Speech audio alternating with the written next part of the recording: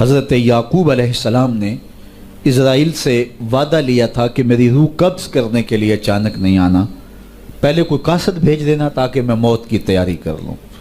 ویسے اللہ کے نبی کے دامن پہ گناہ کا ایک دھبا بھی نہیں آ سکتا، اور وہ ہر لمحہ تیار ہی رہتے ہیں، لیکن اس کے باوجود تعلیم امت کے لیے بہت ساری چیزیں ہوتی ہیں۔ میرے اور آپ کے آقا و مولا نے اللہ کی بارگاہ میں یہ دعا کی، اللہم انی اعوذ بک من الموت الفجاۃ، اے اللہ اچانک موت سے تیری پناہ مانگتا ہوں۔ اچانک موت آتی ہے اور انسان کو تلافی کا، توبہ کا موقع بھی نہیں ملتا، تو اچانک اموات سے پناہ مانگی گئی۔ تو حضرت اسرائیل سے عہد لے لیا حضرت یعقوب علیہ السلام نے کہ میری روح قبض کرنے کے لیے اچانک نہیں آنا، پہلے کو قاصد بھیج دینا۔ اللہ کے نبی تھے، ان سے وعدہ کر لیا۔ حضرت اسرائیل ایک عرصے کے بعد حاضر ہوئے، پوچھا کدھر آئے ہو؟ کہا قبض روح کے لیے آیا ہوں۔ کہا تم نے تو وعدہ کیا تھا اچانک نہیں آؤں گا، پہلے قاصد بھیجوں گا۔ تو کہا حضرت میں نے تو قاصد بھیجے تھے۔ فرمایا میرے پاس تو ایک بھی نہیں آیا۔ عرض کی حضرت آپ کے سامنے کتنے لوگوں کی موت واقع ہوئی، یہ میرا قاصد نہیں تھا تو اور کیا تھا؟ یہ اٹھتے ہوئے جنازے میرا قاصد نہیں تھا تو اور کیا تھا؟ آپ کی داڑھی میں سفید بال اتر آئے، یہ میرا قاصد نہیں تھا تو اور کیا تھا؟ جب بینائی کم پڑنے لگے، جب اعضاء مدمحل ہو جائیں، جب چلتے ہوئے ٹھوکرے لگے، جب بولتے ہوئے لکنت آنے لگے، جب یادداشت کھونے لگے، تو سمجھ لو پیغام موت آ گیا۔ یہ ڈوبتا ہوا سورج ہمیں موت کا پیغام دے کے جا رہا ہے۔ دیکھو کیسا بھنگ پن تھا، کیسی دوپہر تھی، کیسی کرنوں کی تمازت اور حدت، شدت اور گرمی تھی، لیکن آج درد غروب سے زرد ہوا جا رہا ہوں۔ اتنی بڑی کائنات، اتنا بڑا منبع نور کا جو آسمان کے اوپر جگمگا رہا ہوتا ہے، درد غروب سے وہ بھی زرد ہو جاتا ہے۔ دیگر تے دن گیا محمد اوڑک نو ڈب جانا۔ تو یہ ہمیں پیغام دیتا ہے میاں تم بھی جا رہے ہو۔ یہ پھیلے ہوئے قبرستان بتاتے ہیں۔ حضرت سیدنا غوث اعظم رضی اللہ تعالیٰ عنہ فرماتے ہیں جاؤ قبرستانوں میں جا کے دیکھو کیسے کیسے حسینوں کی مٹی خراب ہو رہی ہے۔ جو بدن پہ چٹکی بھی نہیں پڑنے دیتے تھے مٹی کی، آج ان کے کفن بھی تار تار ہو گئے ہیں۔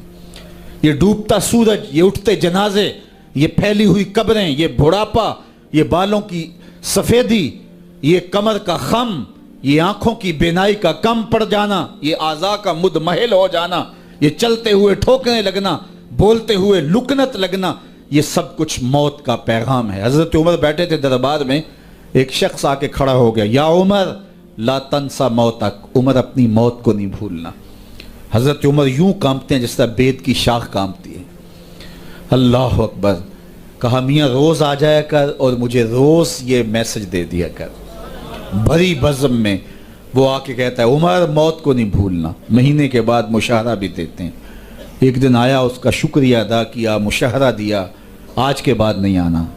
مجھ سے کوئی گستاخی ہو گئی؟ نہیں۔ کوئی اور شخص آنے لگا؟ نہیں۔ تذکیر موت کی ضرورت نہیں رہی؟ فرمایا نہیں۔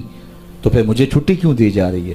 تو حضرت عمر روئے، داڑھی پہ ہاتھ رکھا، ایک بال الگ کر کے کہا یہ دیکھ میری داڑھی میں سفید بال آ گیا، اب تیرے آنے کی ضرورت نہیں ہے، یہ بال ہی مجھے چین سے نہیں بیٹھنے دے گا، ہماری تو پوری داڑھی بھی سفید ہو جائے نا۔ میاں صاحب بولے ہڈیاں کمبن گوڈے کھڑکن تے اڑ گیا لک تیرا، اجے بھی بدیوں باز نہ آئیوں جیو مرد دلیرا، فما اصبرہم علی النار۔ اللہ قرآن میں فرماتا ہے لوگوں کا آگ پہ کتنا حوصلہ ہے، کتنا حوصلہ ہے لوگوں کا آگ پہ۔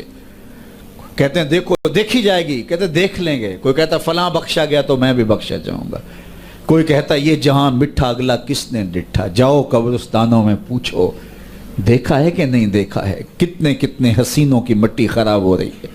تو قبل اس سے کہ وہ وقت آئے کوئی حجت باقی نہ رہے، مجھے اور آپ اپنی زندگی کو اللہ کے حضور سپرد کرنا ہے، اور موت کا ذائقہ ہر ایک نے چکھنا ہے قبل اس سے کہ وہ وقت آ جائے اور پھر پچھتاوا ہو۔ آج میں اور آپ اپنی زندگی کو اللہ کے حضور پیش کرنے سے پہلے اپنے آپ کو تیار کریں۔ دو چیزیں دل کا زنگ اتارتی ہیں، کثرت کے ساتھ موت کی یاد اور قرآن مجید کی تلاوت۔